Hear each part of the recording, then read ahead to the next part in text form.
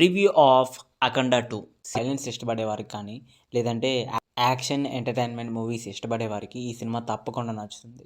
మీరు కథ గురించి కానీ, కొత్త కంటెంట్ గురించి కానీ ఎక్స్పెక్ట్ చేయొద్దు అఖండ 2లోనైతే. ఓన్లీ బాలయ్య ఫైట్స్, డైలాగులకి మాత్రమే ఈ సినిమా వర్కౌట్ అవుతుంది. అంతకు మించి ఇంకేమీ వర్కౌట్ అవ్వదు.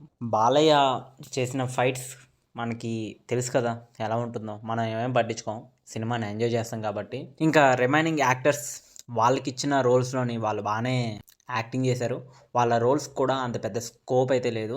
ఇంకా ఆది పెనిశెట్టి క్యారెక్టర్ పర్వాలేదు, విలనిజాన్ని మళ్ళీ ప్రూవ్ చేసుకున్నాడు. కానీ బోయపాటి శ్రీను అనుకుంటున్నారేమో, ఏమనుకుంటున్నారో నాకు అర్థం కావట్లేదు. అంటే ప్రతిసారి కొన్ని ఫైట్లు పెట్టేసి సినిమా కథ ఏదోలా రాసేసి అల్లేసి హిట్ చేసేద్దాం అని అనుకుంటున్నారేమో. అఖండ 2కి చాలా డిఫరెన్స్ ఉంది. ఎందుకంటే అఖండ